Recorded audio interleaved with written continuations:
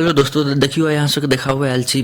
साँढ़ जे छै पूरा गहूम के चढ़ि गेल छै। देखियो एक एकटा खुट्टी चढ़ि गेल छै गहूम के। ई हमरे गहूम छै, ओहिमे एक खेत में पाँच पाँच गो साँढ़ रहे छै। देखियो पूरा गहूम के चढ़ि गेल छै।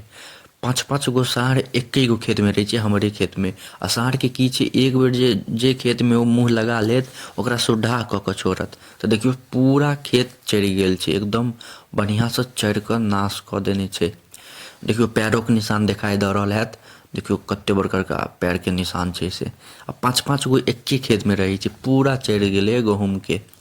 एते बेकार कऽ देलकै, लेकिन चरऽ दियौ, इहो भगवान के अंशे छै। खेतै तऽ कम नहीं हेतै, बढ़बे करतै।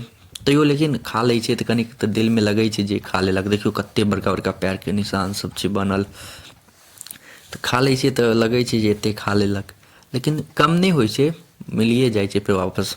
महादेव भगवान दए दै छथिन। तऽ देखियो कते बड़का बड़का पैर के निशान सब छै, पूरा चढ़ि गेल छै। आब चढ़ि लै छै तऽ कनिक तऽ मोन में लगै छै ने जे एते मेहनत से केलिए चढ़ि गेलै। पैघे नहीं हुअ दै छै, ओतबे पर रोकि दै छै।